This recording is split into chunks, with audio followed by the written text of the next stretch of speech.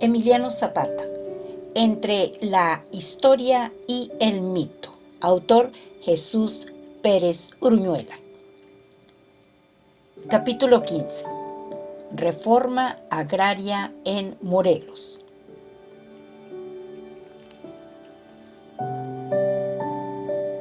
¿Un sueño? ¿Una realidad a medias?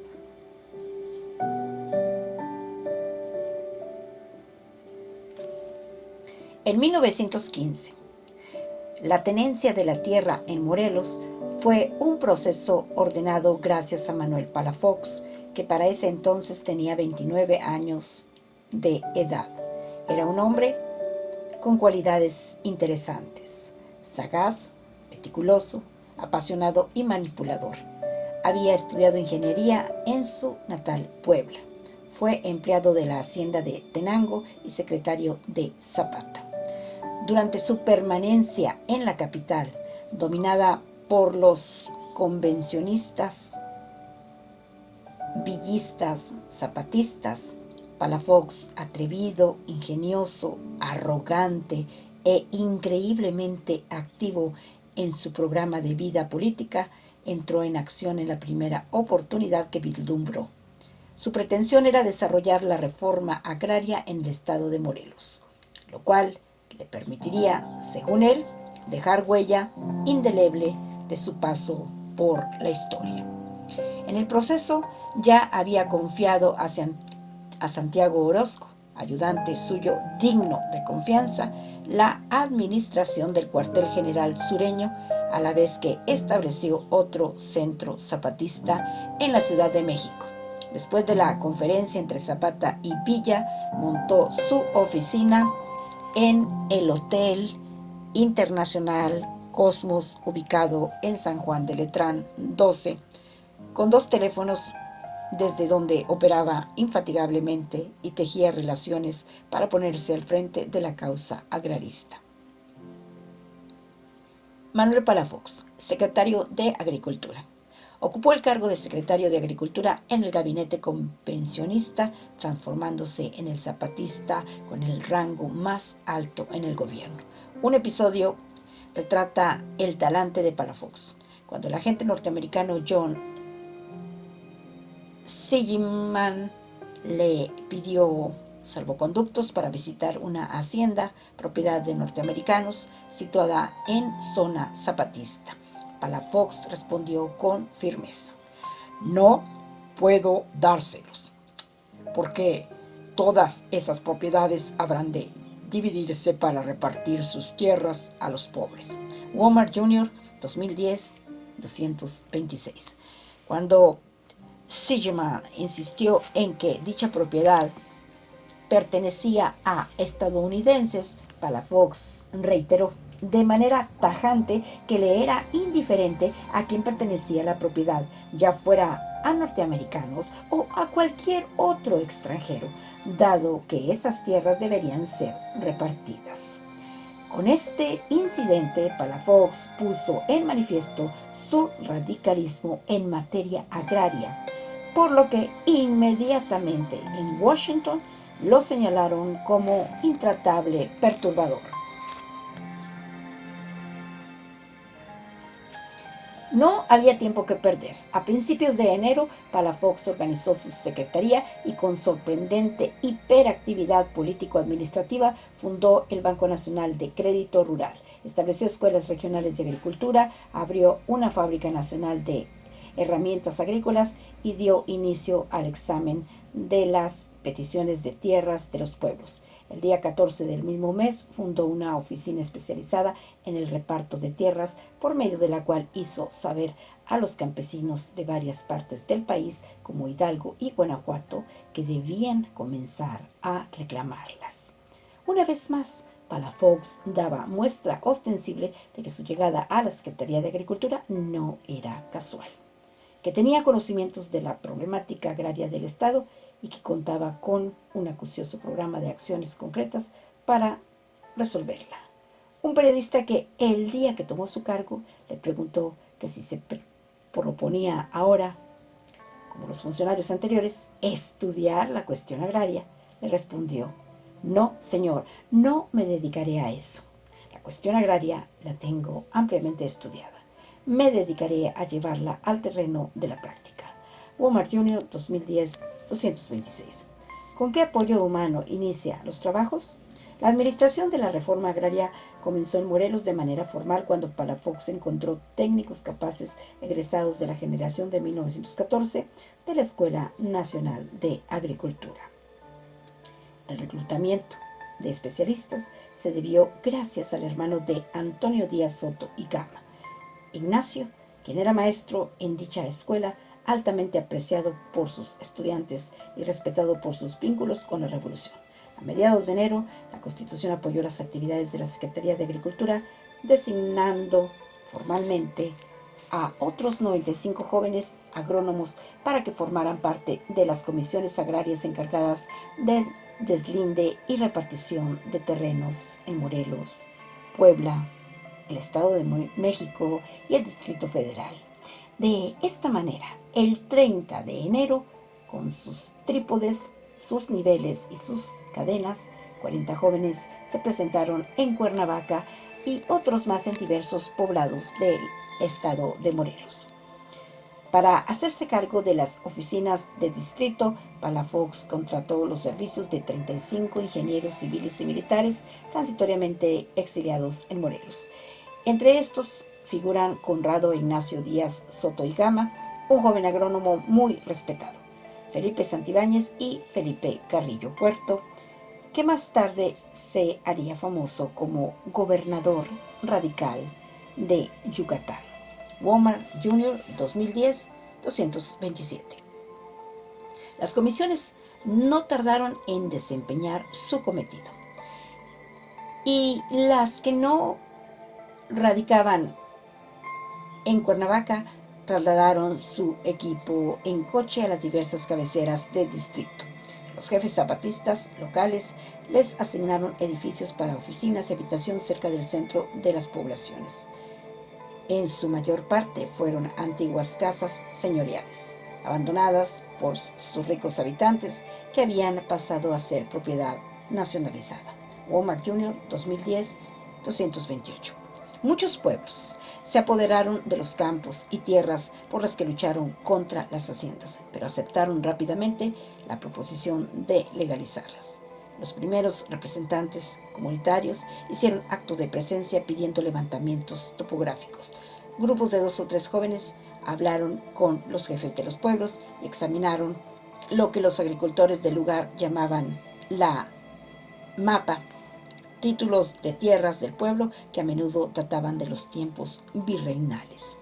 Después, ayudados por una cuadrilla de trabajadores para transportar el equipo y practicar los desmontes, avanzaron por los campos a manera casi de operación militar para determinar los límites de tierras.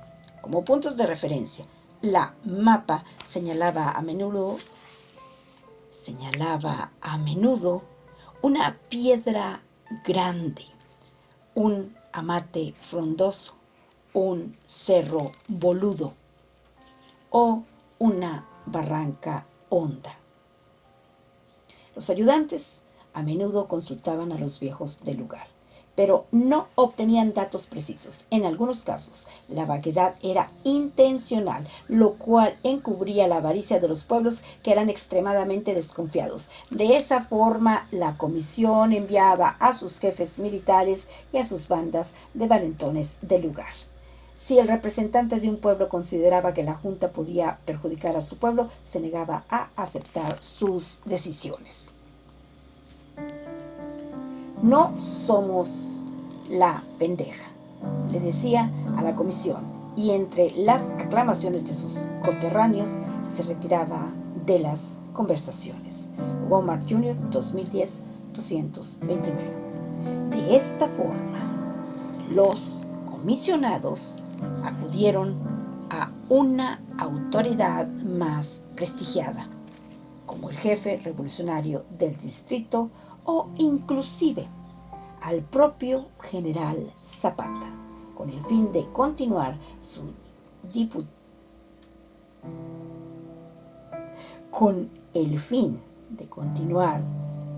disputado levantamiento topográfico. Éxito e inicio de nuevos retos.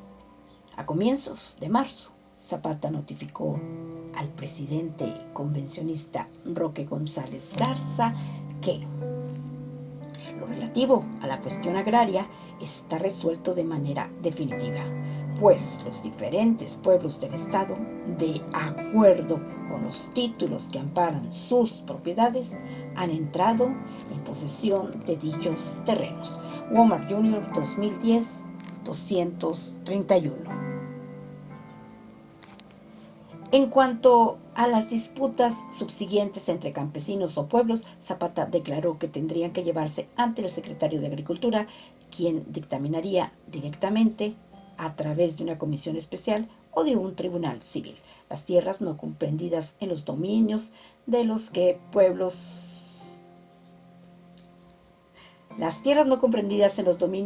pueblos quedaron a disposición del secretario Palafox, que podía conservarlas como propiedad privada o, después de la indemnización, expropiar un tercio de las mismas con fines de beneficio público o confiscarlas como propiedad de un enemigo de la revolución. Palafox confiscó también los ingenios y las destilerías, que se hallaban en una completa ruina, como el propio Zapata reconoció, lo que los federales no habían destruido o robado durante la guerra de 1913 a 1914. Los campesinos y los refugiados lo tomaron más tarde. Tanto Zapata como Palafox querían poner en marcha los ingenios, y no como empresas particulares, sino como servicios públicos, el lugar a donde los campesinos que siguiesen cosechando caña pudieran llevarla. Ahí los peones refugiados podían establecerse para ganar un salario y el gobierno obtendría rentas en forma de ganancias. Las reparaciones y la movilización de los trabajadores y los animales de tiro comenzaron tan pronto como Palafox asumió su cargo. A principios de marzo ya trabajaban 4 ingenios en Morelos: Temisco, Hospital, Atlihuayacán y Zacatepec, y estaban a cargo de los generales morelenses Genovevo de la O, Emictio Marmolejo, Amador Salazar y Lorenzo Vázquez, respectivamente.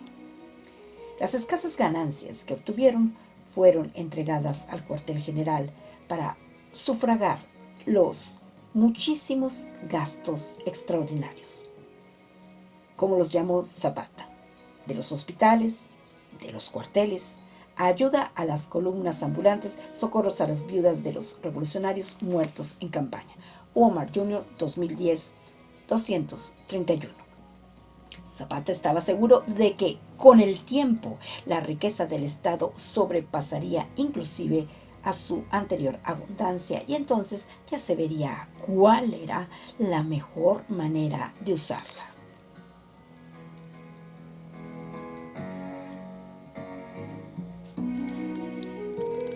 Malos augurios.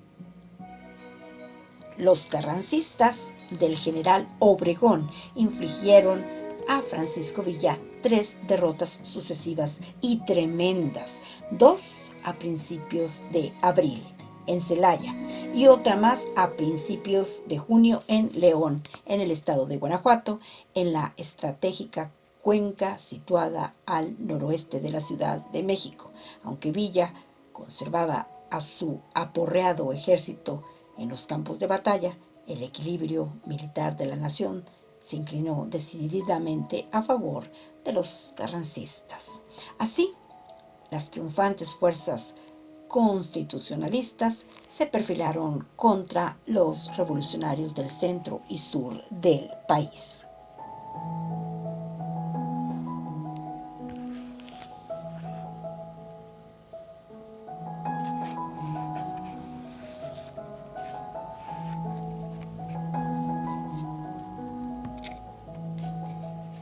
Bibliografía: Valadez, J. 1993.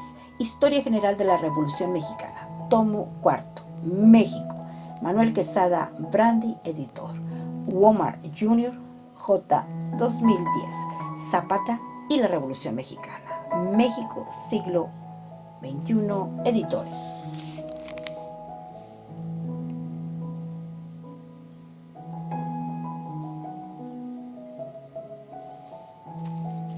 Aquí termina el capítulo 16. Más bien dicho, aquí termina el capítulo número 15, el capítulo número 15 del libro que se titula Emiliano Zapata, entre la historia y el mito, cuyo autor es Jesús Pérez Uruñuela. Son las 7 de la mañana con 34 minutos y hoy es un bello y fresco día, viernes 12 de noviembre del 2021.